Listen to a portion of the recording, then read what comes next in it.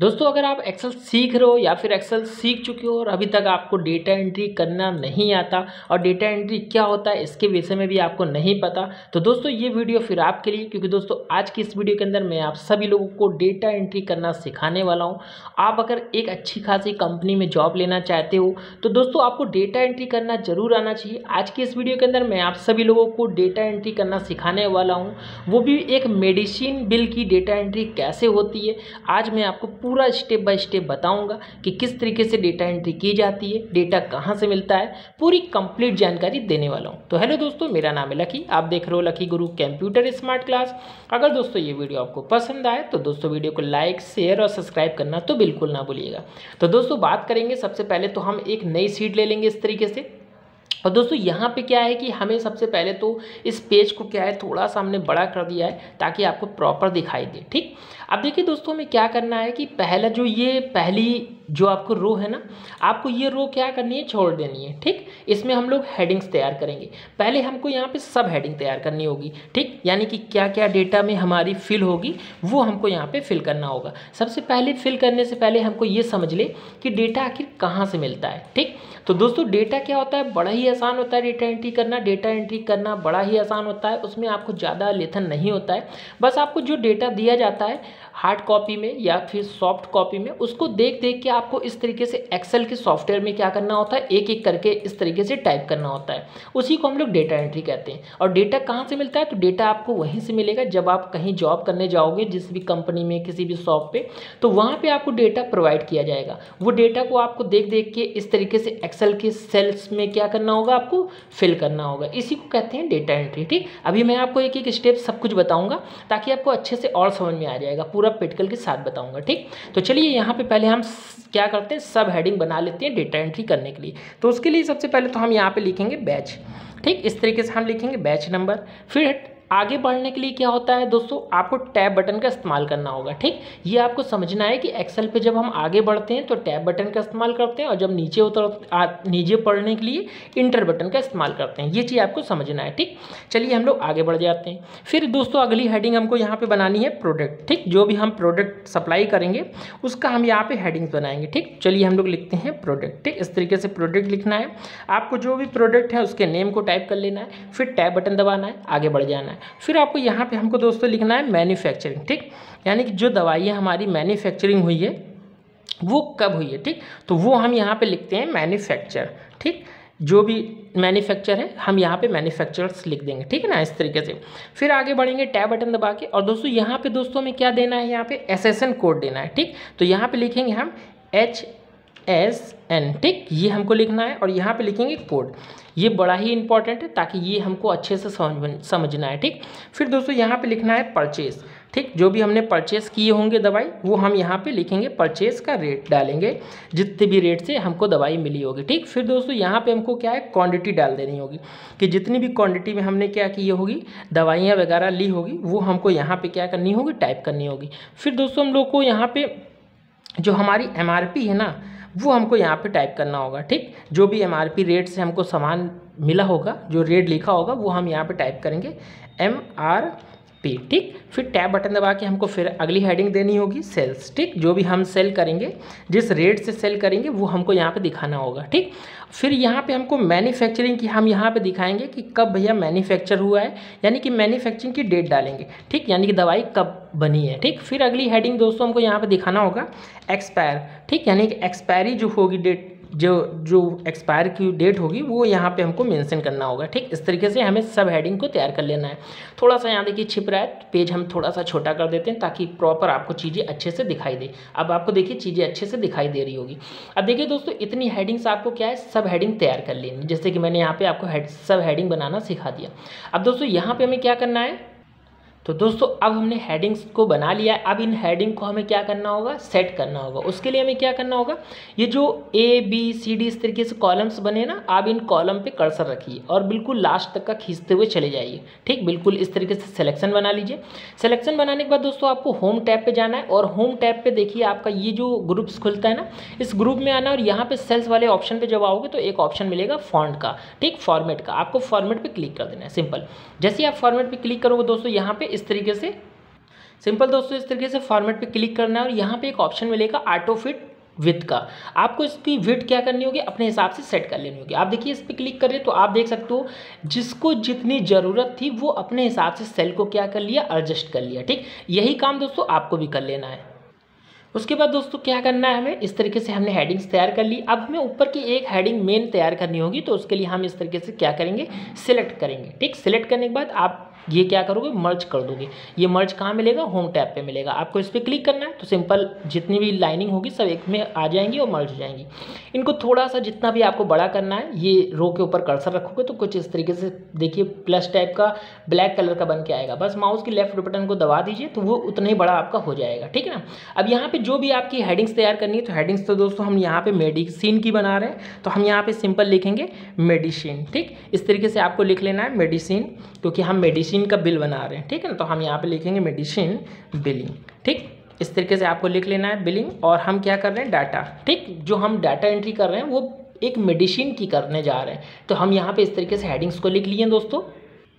इस तरीके से दोस्तों आपको हेडिंग्स तैयार कर लेनी है। उसके बाद आपको क्या करना है, इनको सिंपल थोड़ा सा हमें फॉर्मेटिंग एक बनानी है, फॉर्मेट वे में इसको थोड़ा सा सुंदर बनाने के लिए आपको इसी हेडिंग्स पे फिर से दोबारा क्लिक करना है और इसको आपको क्या करना है, मिडिल पे कर देना है। ठीक, आप देख सकते हैं ये मिडिल पे क्लिक करोगे तो ये थोड़ा सा ऊपर हो जाएगा। फिर इसको थोड़ा सा बोल्ड कर लीजिए और यहाँ से आप इसके फॉन्ट की स्टाइल जो भी अच्छी लगे वो आप फॉन्ट स्टाइल ले लीजिए। फिलहाल मैंने इस तरीके से ले लिया, मुझे ये अच्छा लग रहा था तो मैंने इस तरीके से ले लिया। अब इसके बाद दोस्तों आपको क्या करना है, यहाँ पे सिंपल इसके साइज को थोड़ा सा बड़ा कर लीजिए। जितना भी बड़ा आपको करना है उतना बड़ा आप कर लीजिए। ठीक, अब देखिए कितना अच्छा लग रहा है। इसके बैकग्राउंड के कलर को भी आप फिल कर सकते हो। बैकग्राउंड कलर यहाँ से हम क्लिक करते हैं और जो भी बैकग्राउंड अच्छा लगता है वो क्लिक कर लीजिए। इसके फॉन्ट के कलर को भी हम यहाँ से वाइट दे देते हैं इस तरीके से। और उसके बाद जो आपकी सब हेडिंग बनी है, इस सब हेडिंग को भी हम सिलेक्ट करेंगे सिंपल, और इसको भी हम क्या करेंगे, बोल्ड कर देंगे। ठीक है ना। इसके भी बैकग्राउंड को थोड़ा सा हम चेंज करेंगे और येलो कलर में इस तरीके से रख देंगे। अब देखिए कितना अच्छा लग रहा है।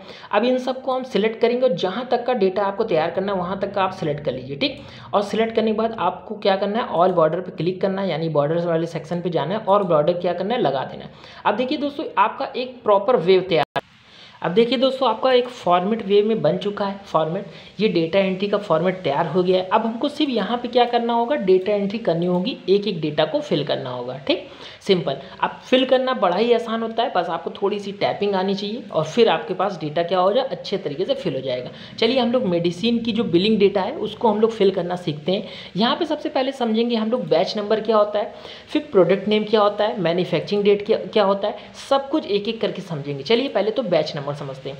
बैच नंबर दोस्तों क्या है, तो दोस्तों यहाँ पे बात करेंगे बैच नंबर किस तरीके से हम लोग, बैच नंबर क्या होता है, जब हम दवाइयाँ दोस्तों लेते हैं तो एक बैच नंबर हमको क्या करना होता है, फिल करना होता है। बैच नंबर के थ्रू ही हम लोग क्या है, उस मेडिसिन को हम लोग मैच करते हैं। तो चलिए बैच नंबर की बात कर लेते हैं यहाँ पे।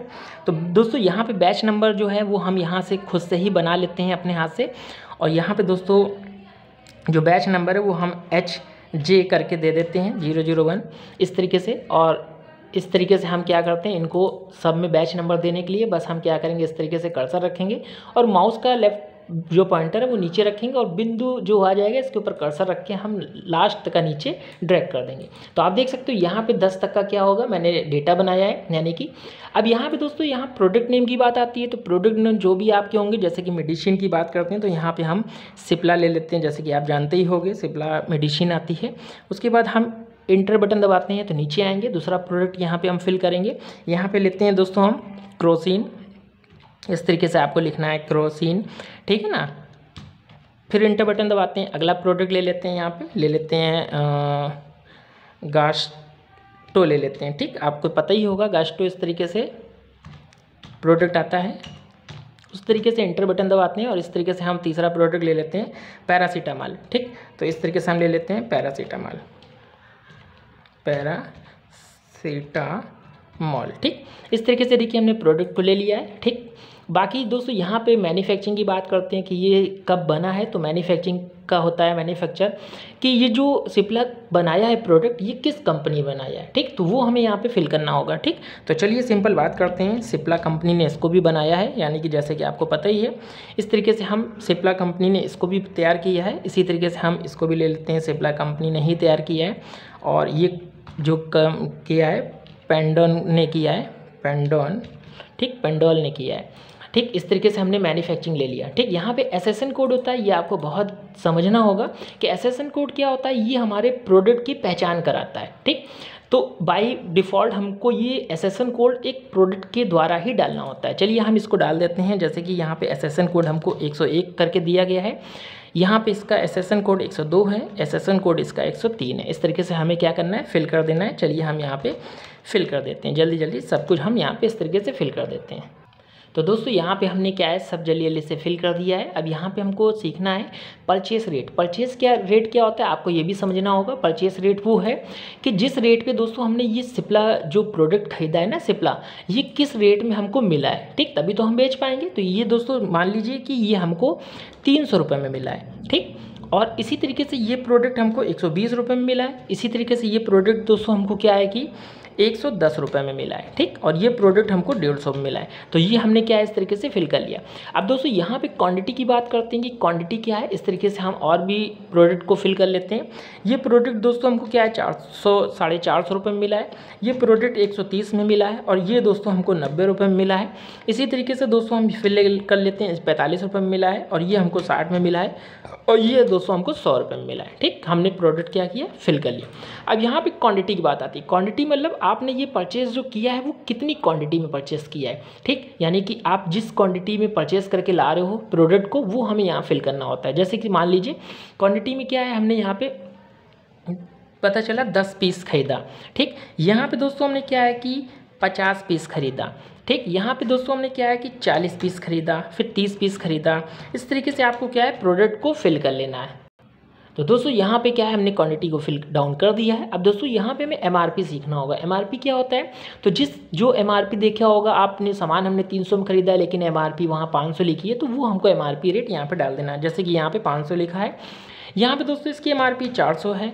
इस तरीके से इसकी एमआरपी दोस्तों 300 है यहाँ पे, और यहाँ पे दोस्तों इसकी 250 एमआरपी है।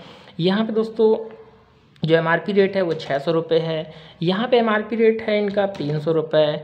इस तरीके से यहाँ पे इनकी जो एमआरपी है वो 150 रुपये है यहाँ पे, और इस तरीके से इनकी एमआरपी यहाँ पे 100 रुपये है, और यहाँ पे एमआरपी जो इनकी लिखी है 120 रुपये, और यहाँ पे जो एमआरपी है इनकी 180 रुपये की एमआरपी लिखी हुई है। अब यहाँ पे सेल्स रेट की बात करेंगे, जिस रेट में आपको बेचोगे। तो दोस्तों देखा होगा मेडिसिन में वो लोग 10% का लेस करके हमको क्या देते हैं, प्रोडक्ट क्या करते हैं, भेजते हैं एमआरपी रेट से। तो उसके लिए हमको यहाँ पे पहले तो एक फॉर्मूला लगाना होगा, बहुत ही गौर से समझिएगा। इसके लिए बराबर का चिन्ह टाइप करना है, फिर आपको एमआरपी ले लेना है, फिर आपको माइनस करना है 10%। ठीक, ब्रैकेट के अंदर आपको फिर से क्या करना है, एमआरपी को लेना है और गुणा लगाना है, और यहाँ पे लिखना है 10, और यहाँ पे आपको परसेंट टाइप करना है। ठीक, ब्रैकेट को क्लोज करना है, देन करना ओके। तो आप देख सकते हो 10% के हिसाब से हमारी वैल्यू आ चुकी। बस आपको क्या करना है, इसको सिलेक्ट करना है और इसको नीचे तक का ड्रैग कर देना है। तो ऑटोमेटिक सब में फॉर्मूला क्या होगा, फिल हो जाएगा, और सबकी सेल रेट अपने आप शो करने लगेगी। अब दोस्तों यहाँ पे हमें क्या है, मैन्युफैक्चरिंग डेट और एक्सपायरी डेट की बात करते हैं। मैन्युफैक्चरिंग डेट वो डेट है जिस डेट को हमारी दवाइयाँ क्या हुई थी, बनी थी। जैसे मान लीजिए ये 1 तारीख को बनी है, 1 तारीख को बनी थी 2024 में। ठीक, और दोस्तों ये एक्सपायरी कब होगी, तो एक्सपायरी ये होगी दोस्तों, पता चला ये होगी 31 यहाँ पे 2 और 2025 को ये एक्सपायरी हो जाएगी। ठीक, यानी एक्सपायर डेट इसकी ये है, और जो इसकी मैन्युफैक्चरिंग डेट है वो आपके सामने ये डेट दिख रहा है। ठीक, इस तरीके से हम इसको क्या करेंगे, ड्रैग कर लेंगे लास्ट तक का, और इसी तरीके से हम इसको भी लास्ट तक का ड्रैग कर लेंगे। तो क्या होगा दोस्तों, यहाँ पे आपको सारी यहाँ पे एमआरपी डेट, एक्सपायरी डेट सब में क्या होगा, फिल हो जाएगा। तो दोस्तों इस तरीके से क्या है, आप एक डेटा एंट्री क्या कर सकते हो, मेडिसिन की बना सकते हो। अब इसको थोड़ा सा फॉर्मेट में और बनाने के लिए आपको क्या करना होगा, जैसे कि मान लीजिए ये जो रेट है, इस रेट में हमें थोड़ा सा फॉर्मेट करने के लिए हम यहाँ पे दशमलव भी देंगे लास्ट में। तो उसके लिए आपको क्या करना है, नंबर वाले सेक्शन पे आना और कॉमा वाले पे क्लिक कर देना है, थोड़ा सा देखने में अच्छा लगने लगेगा। इसी तरीके से हम यहाँ पे रेट को भी क्लिक करेंगे, और यहाँ पे इस तरीके से हम इसको दे देंगे। ठीक, यहाँ पे क्वांटिटी में हम चाहते हैं कि पीस लिख के आए, तो बस हमको सबको सिलेक्ट करना है। सिलेक्ट करने के बाद हम नंबर वाले सेक्शन पे जाएंगे, और यहाँ पे दोस्तों हमको करना है कस्टम। कस्टम पे क्लिक करने के बाद दोस्तों हम यहाँ पे क्या करेंगे, हम इसको हटाएंगे, और दोस्तों सिंपल यहाँ पे हम क्या करेंगे, 0 टाइप करेंगे, डबल कोट के अंदर लिखेंगे पीस। ठीक, इस तरीके से पीस टाइप कर देंगे, डबल कोट क्या करेंगे, बंद कर देंगे, और देन करेंगे ओके। तो आप देख सकते हो सब में हमारे पीस लिख के आ जाएंगे। ठीक, इस तरीके से। और जो हमारी ये बैच नंबर है इस तरीके से, तो बैच नंबर को आप सिलेक्ट करोगे, और सिलेक्ट करने के बाद इसको सेंटर पे कर देंगे।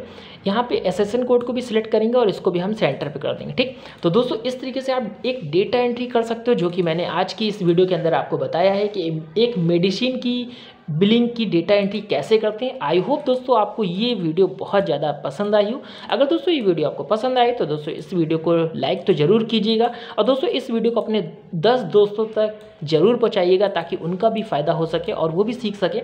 और दोस्तों यार चैनल पर पहली बार आए हो, चैनल को अभी तक सब्सक्राइब नहीं करके रखा है तो दोस्तों यार चैनल को सब्सक्राइब करके ही जाइएगा। चलिए दोस्तों फिर मिलेंगे नेक्स्ट वीडियो में और नई जानकारी के साथ, तब तक के लिए धन्यवाद।